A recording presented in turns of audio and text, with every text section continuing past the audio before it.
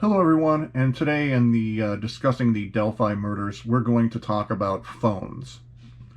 I think there's some things that have gone on in the past that we need to revisit here, and I'm going to try and get through this as quick as I can because a lot of it is important. In rereading this probable cause affidavit filed by prosecutor Nicholas McClelland, there's a couple of things that really stand out to me that I really want to mention. The first was that Richard Allen arrived at the scene, according to these eyewitnesses anyway, before the girls did. One of the eyewitnesses said that she stated that she was going toward the Monon High Bridge, and this teenage witness says that basically she saw Richard Allen standing on the platform on the Monon High Bridge at approximately 1 something, if I'm reading this correctly. And then there's also, video evidence and other proof that the girls, as this eyewitness was leaving, saw the girls coming down the trail. So the girls arrived after Richard Allen did. That's the first thing. The second thing is, in this probable cause affidavit later, you also have Allen himself allegedly admitting to investigators in 2017. It says he parked at the old Farm Bureau building. That's what he told investigators, which the investigators believe that he's referring to the CPS building. And he claimed that he was on the trail between 1:30 p.m. and 3:30 p.m. He also stated he was watching a stock ticker on his phone as he walked.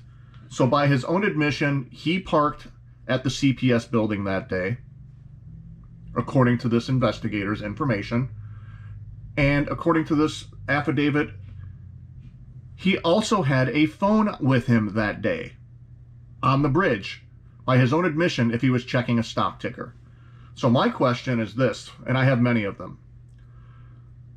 I'm sure investigators have looked into this, but what information, if any, were they able to retrieve from the phone he had or the phone records he had from that day in February 2017? I think that's extremely, extremely important that he admitted that he had a phone there. Again, what information, if any, was gleaned from that phone or the fact that his phone was there? And, how detailed are their records when they're triangulating some of these things?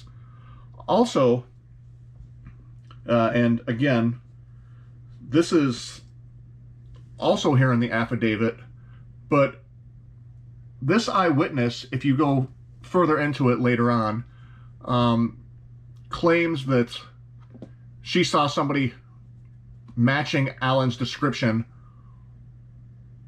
walking away from the Monon High Bridge on County Road 300 North at approximately 3:57 p.m. And they can put her there at 3:57 p.m. because they see her car on the video, or this witness's car, going past the Hoosier Harvest store at approximately 3:57 p.m., which is when she claimed to have seen somebody matching Allen's description walking back toward the vehicle that was muddy, that was bloodied.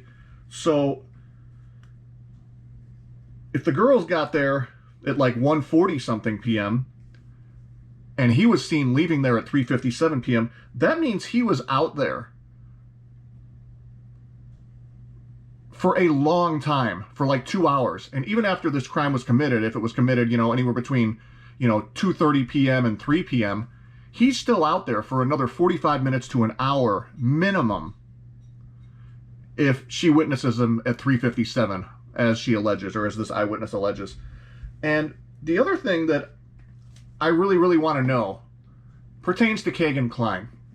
Now, we know from that affidavit, from his, or not affidavit, but the interview transcripts with Klein and other information that was leaked out, that Kagan Klein did not turn over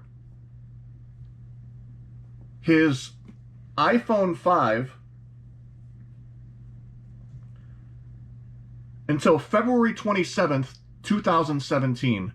That's when he told investigators that he located his iPhone 5. He also had other things, a Samsung Galaxy that was factory reset on February 23rd, 2017.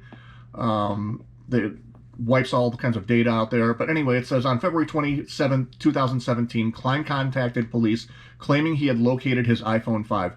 Investigators said they found images of females posing nude, but investigators could not determine their ages.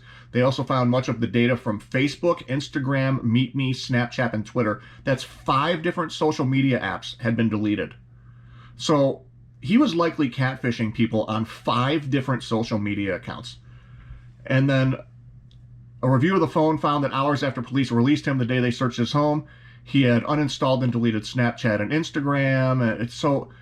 He deleted his browser history. And then all of a sudden, February 27, 2017, oops, I located my iPhone 5. Is there any chance that that iPhone 5 was something he was sharing with somebody else? Again, I'm not alleging that's the case, but could Alan have had that and then given it back to him? I mean, could they have been sharing phones so they could muddy the waters as to, or him and, Tony Klein? I don't know. Again, I'm not accusing Tony Klein, Keegan Klein, or Richard Allen. We are just speculating.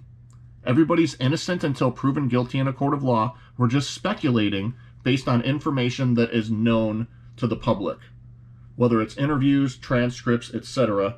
So the whole reason I made this video is, I really believe that there is an astounding amount of cellular telephone evidence, and the fact that, phones were being destroyed and he had multiple phones at the same time, and it seems like there was a lot of covering up of his tracks going on. And again, when investigators end up, searching his house and, talking to him, he told investigators that, he thought he was fucked. And again, he could have just thought he was fucked because of the CSAM stuff, but it could have been because, he had or knew something about the Libyan Abbey stuff, especially in light of the fact that he had to have known that he had spoken with them on one of these social media sites before the murders. Anyway, I hope investigators are really trying to find out more information about Alan's phone that he had with him on the bridge that day as well. And I think there's a lot of digital forensic evidence here that investigators may have, or if they're good enough, they could still cultivate and kind of put 2 and 2 together and produce some more evidence or, clues in this case if they haven't already. Anyway, thank you for watching, everybody. Again, just kind of thinking out loud based on some things here now that we have more information at our disposal. So just, why did he wait 10 days to turn that phone over to investigators? That's a big question I have. And again, why, if Alan is the guy, why was he foolish enough to bring a phone out to the scene of the crime that day as well? And what's on that phone from that day? What was he searching? What was he doing? Again, all avenues investigators hopefully have looked at.